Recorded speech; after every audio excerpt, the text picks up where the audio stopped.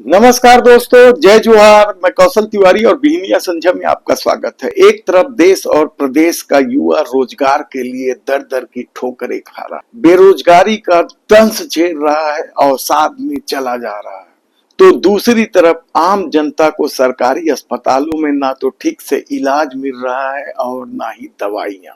लेकिन इसी सिस्टम के भीतर बैठे साहबों और माननियों के चहेतों पर कैसे पैसों की बारिश हो रही है, इसका आज हम बड़ा खुलासा करने वाले हैं। यह खुलासा छत्तीसगढ़ के अस्पतालों के भीतर चल रहे उस हाई पैकेज खेल के बारे में है, जिसने ईमानदारी से तैयारी करने वाले हर युवा की उम्मीदों को तोड़कर रख दिया। स्वास्थ्य विभाग में हाई पैकेज ठेका सिस्टम के तहत 33 कंसल्टेंट्स की रहस्यमयी तैनाती की गई है, जिन पर जनता की गाढ़ी कमाई के लाखों करोड़ों रुपए पानी की तरह बहाए जा रहे हैं। आखिर इन विशेषज्ञों में ऐसा क्या है जिन्हें 4-4 लाख रुपए महीने दिए जा रहे हैं? स्वास्थ्य मंत्री श्याम बिहारी जायसवाल और स्वास्थ्य सचिव अमित कटारिया क्या इस खेल में सहभागी हैं? निश्चित रूप से। बिना पारदर्शी परीक्षा, बिना ओपन विज्ञापन, बैकडोर से हुई ये नियुक्तियां आज हम फाइल दर फाइल खोलेंगे। इस खबर की गंभीरता को समझने के लिए पहले छत्तीसगढ़ की जमीनी हकीकत को देखिए। बस्तर से लेकर सरगुजा तक और राजधानी रायपुर के बड़े अस्पतालों से लेकर ग्रामीण इलाकों के प्राथमिक स्वास्थ्य केंद्रों तक की स्थिति क्या है। कहीं अस्पतालों में वेंटिलेटर चलाने के लिए टेक्नीशियन नहीं है, कहीं एक्सरे मशीन धूल फांक रही है, क्योंकि ऑपरेटर की भर्ती के लिए सरकार के पास बजट नहीं है। गरीब मरीज स्ट्रेचर के अभाव में अपने को कंधे पर उठाकर ले जाने को मजबूर है। दवाइयों के काउंटर पर लंबी लाइन लगती है और अंत में कह दिया जाता है दवा खत्म हो गई है, बाहर से ले लो। लेकिन इसी बदहाल व्यवस्था के समानांतर एक आलीशान दुनिया चल रही है। छत्तीसगढ़ स्वास्थ्य विभाग के भीतर 33 कंसल्टेंट्स की एक ऐसी फौज खड़ी की गई है, जिसका मासिक वेतन सुनकर आपके पैरों तले की जमीन खिसक जाएगी। इन तथाकथित विशेषज्ञों को 2.5 लाख रुपये से लेकर 4 लाख रुपये तक दिए जा रहे हैं हर महीने। जरा सोचिए, राज्य में एक एमबीबीएस डॉक्टर जो दिन रात ओपीडी संभालता है, रात में इमरजेंसी में ड्यूटी करता है, उसकी शुरुआती सैलरी और इन एयर कंडीशन कमरों में बैठने वाले कंसल्टेंट्स की सैलरी में जमीन आसमान का अंतर है।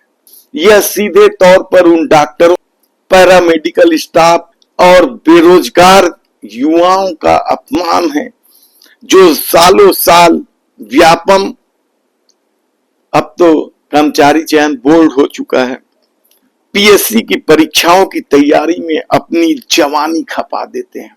आज हम उस सबसे बड़े सवाल पर आते हैं जो इस पूरी व्यवस्था कटघरे में खड़ा करता है। जनता जानना चाहती है कि आखिर ये नियुक्तियां किस तरीके से की गई।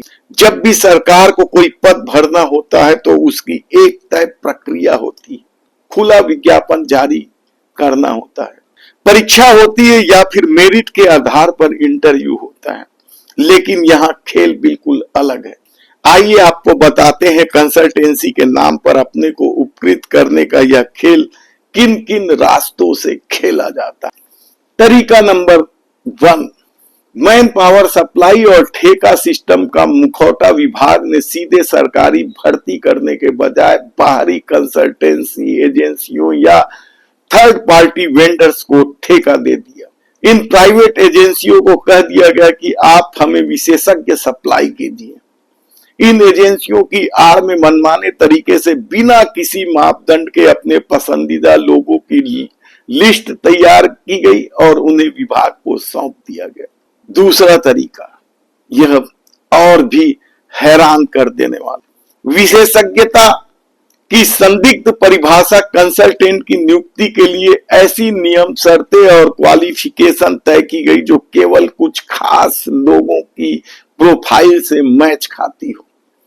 इसे तकनीकी भाषा में टेलर मेड क्राइटेरिया कहा जाता है, यानी विज्ञापन अगर निकाला भी गया तो इसी तरह की आम योग्य युवाओं को पता ही न चले या वे फॉर्म भर ही न पाए और पहले से तय चहेतों की एंट्री फिक्स हो जाए। अब आते हैं उस तीसरे तरीके में जो और भी हैरान कर देने वाला है, वॉक इन इंटरव्यू और अपारदर्शी चयन। कई जगहों पर बिना किसी लिखित परीक्षा के केवल एक बंद कमरे में वॉक इन इंटरव्यू या कमेटी असेसमेंट के नाम पर खाना पूर्ति की गई। जो लोग मंत्रियों के बंगलों की परिक्रमा करते हैं या रसूखदार नौकरशाहों की करीबी हैं, उन्हें चुपचाप इन पदों पर बिठाकर 2.5 से 4 लाख रुपए की भारी भरकम राशि गिफ्ट कर दिया गया कहा जाए तो गलत नहीं हो। अब सवाल यह है कि क्या यह सब कुछ बिना मंत्री और बिना सचिव की सहमति पर हो रही है? बिल्कुल नहीं।